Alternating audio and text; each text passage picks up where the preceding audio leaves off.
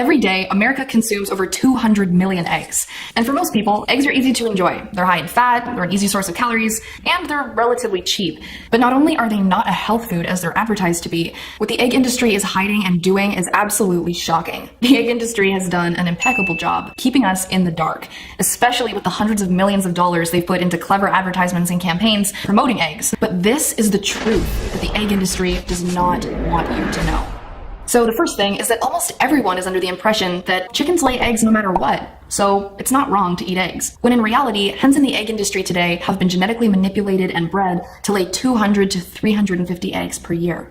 Whereas naturally, in the wild, hens that have not been genetically manipulated will only lay about 12 to 13 eggs per year for the purpose of reproduction. By interfering with the natural brooding process of a hen protecting and nesting with her eggs by constantly taking them away, her body instinctively responds by producing more eggs. As soon as stimulating continuous egg production was recognized as profitable, the exploitation and genetic manipulation of hens began. And alas, the egg industry was born. And unfortunately for hens, the process of producing and passing an egg is a delicate and labor-intensive reproductive process. The physical repercussions that hens face constantly laying eggs is devastating. You see, as a hen's egg is designed to develop into a baby chick, it requires much nutrients, especially calcium, to form the shell. In order to produce an eggshell, a hen must mobilize approximately 10% of the calcium stored in her bones. This is a main reason egg-laying hens are commonly afflicted with weak and broken bones, debilitating osteoporosis, and even paralysis, as their bodies lose more calcium to continuously produce eggshells than they can assimilate from their diets. A great number of hens in the egg industry also suffer from fatty liver disease or fatty liver syndrome due to their liver cells working overtime to constantly produce the fat and protein required for egg yolks. And while a chicken's reproductive cycle and a woman's reproductive cycle is not exactly the same as far as physical exhaustion and depletion goes, for the girls out there, you could kind of compare what egg-laying hens go through to what it would be like to be forced to have your period almost every single day of the year. Anyways, the next thing that the egg industry does not want you to know is that despite their behavior seeming to be merely instinctual and biological responses to stimuli, chickens are social, sensitive, and intelligent creatures. Scientists have discovered that chickens have sophisticated ways of communicating, including over 25 specific communication calls, and they use signals to convey intentions. Chickens also have the ability to successfully form affectionate bonds with other species, recognize others by their facial features, empathize with individuals in danger, and even mourn the death of other birds. Good girl. Which makes this next part even more disturbing. Standard conditions on egg-laying farms are atrocious. Nearly all egg-laying hens in the world, especially in America, live on factory farms in long, windowless sheds containing rows of stacked battery cages. Up to 10 hens are packed together in one wired cage, often unable to even spread their wings. Standing on wire floors, hens commonly suffer from foot and leg maladies, injuries, as well as feather loss due to physical and psychological stress.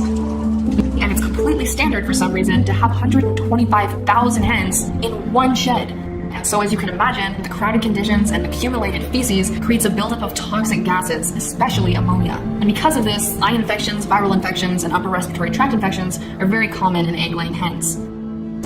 Sadly, these wretched conditions are the most profitable for the egg industry, as the cost of adequate care for tens of thousands of hens, as well as sanitation, space, and enrichment, can cut a huge chunk into profits. And even on organic free-range farms, it is standard practice to debeak chicks using a razor blade, hot blade, or infrared laser at temperatures of up to 1,500 degrees Fahrenheit. According to Dr. Chang of the USDA Livestock Behavior Research Unit, following beak trimming, several anatomical, physiological, and biochemical changes occur in cut peripheral nerves and damaged tissues. There is a considerable body of research demonstrating the emergence of several markers of acute and chronic pain, including persistent lethargy and guarding behaviors, reduced feed intake, and development of neuromas as a result of beak trimming.